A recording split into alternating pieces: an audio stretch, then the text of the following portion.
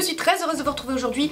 Mon maquillage n'a pas changé, c'est normal, gain de temps, je l'ai déjà dit, patin, coup fin. Cependant, je suis quand même très heureuse de vous retrouver pour une vidéo qui change un petit peu de d'habitude, une vidéo thématique. Bon, j'avais déjà pu en faire une concernant le maquillage, je vous mets le lien ici. Elle avait été plus ou moins bien accueillie par vous toutes, donc je me suis dit pourquoi pas en faire une autre. Oui, parce que parfois, j'aime bien donner mon avis. Oh là là, le cliché de la youtubeuse qui a un avis sur tout et surtout un avis... Oh. Pourquoi une vidéo thématique? Bon vous le voyez dans le titre, effectivement, ça concerne le mode de vie sain qui fleurit un petit peu partout sur YouTube. Tout simplement parce que je suis un peu inquiète. En tant que maman, en tant que femme aussi, je suis inquiète de ces vidéos qui fleurissent un petit peu partout sur YouTube. Éviter des aliments raffinés et faire du sport, c'est quand même une bonne chose. Cependant, je suis tombée sur une vidéo d'Oria la dernière fois, qui est une petite absolument fascinante. Je sais pas si vous la connaissez, je vous mets le lien de sa chaîne en barre d'infos.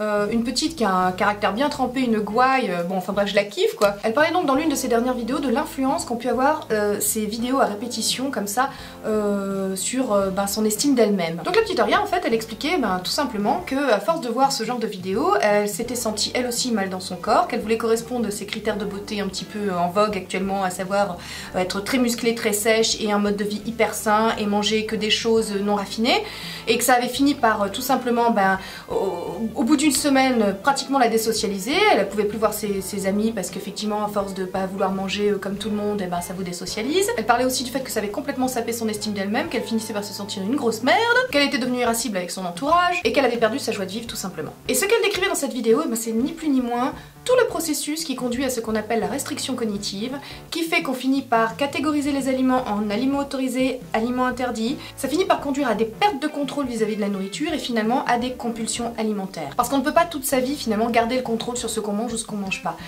Il y a une notion hyper importante pour nous en tant qu'humains vis-à-vis de la nourriture, c'est le plaisir. Et si on perd ce plaisir-là, si on va vers des aliments dont on n'a pas envie, tout simplement parce qu'il le faut, parce qu'ils seront bons pour notre santé ou parce qu'ils nous feront maigrir, on finit par perdre le plaisir de la nourriture, on finit par perdre le plaisir qu'on a à manger. Pourquoi c'est un sujet qui m'intéresse et dont je veux vous parler? Tout simplement parce que pendant des années, j'ai souffert de troubles du comportement alimentaire. Et c'est donc un sujet que je connais extrêmement bien. Je connais extrêmement bien ce processus qui vous mène vers les troubles du comportement alimentaire. Je suis pas là pour vous parler de ma vie, ce que je montre sur...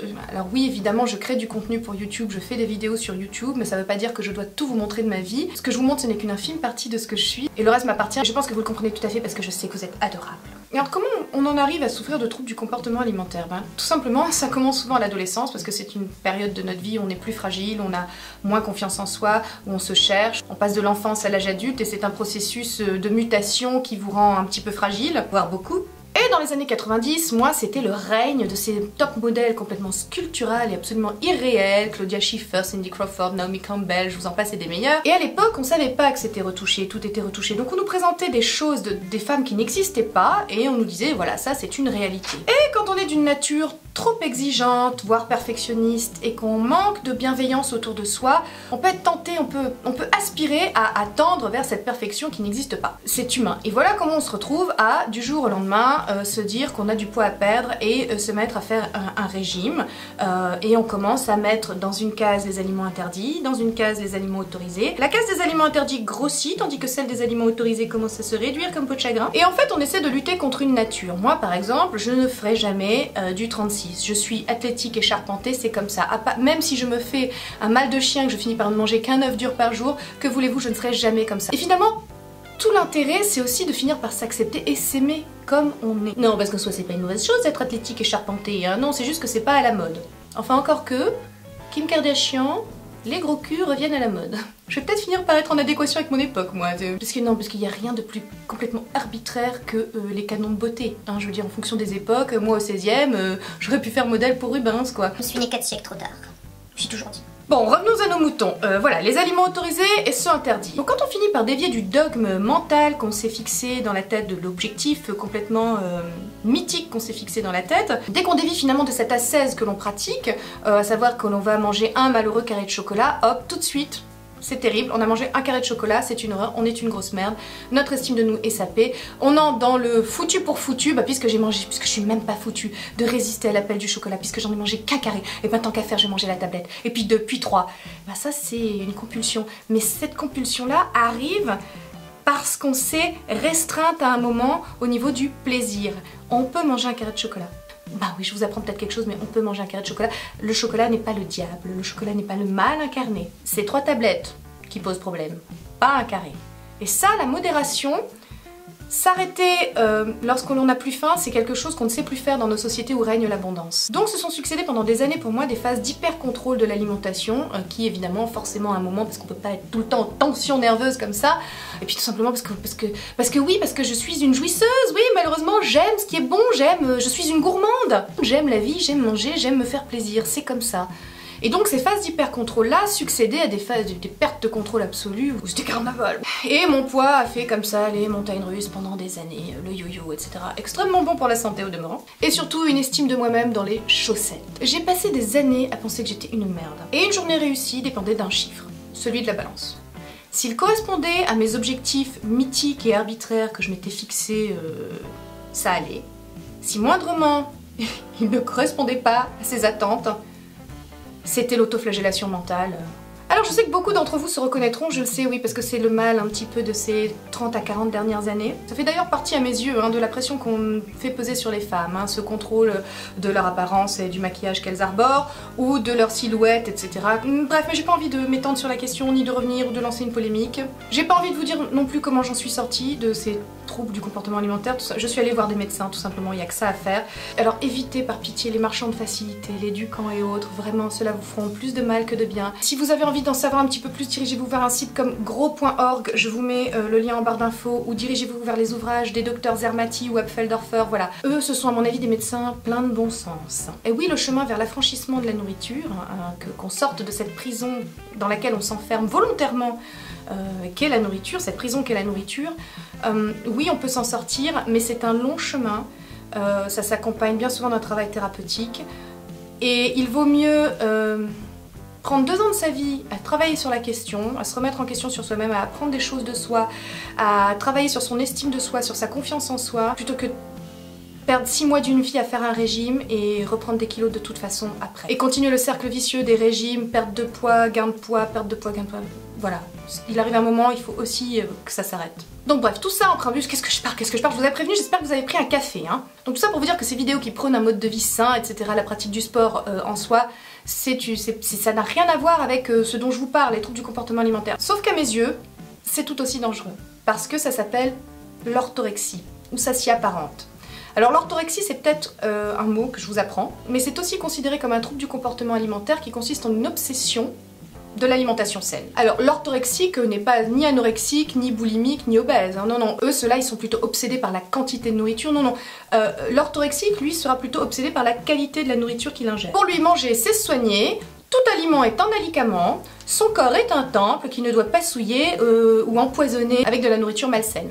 Et la recherche d'aliments sains conduit finalement à écarter toute une série d'aliments qu'autrefois on pouvait considérer comme savoureux, mais maintenant non, ça devient quelque chose à bannir de son alimentation. Et alors cette alimentation épurée, pareil, peut conduire à la désocialisation. On peut plus aller manger un hamburger avec ses copains, là ça c'est mort. Et puis je me demande si ça finit pas par saper un petit peu sa joie de vivre. Et Auria l'a démontré dans sa vidéo, elle en parlait, elle disait effectivement que sa joie de vivre avait été attaquée, qu'à force de vouloir contrôler les apports nutritionnels dans son corps ou pratiquer du sport, on finit par le couper, on finit par couper son corps de ses besoins naturels. Et c'est un souci quoi.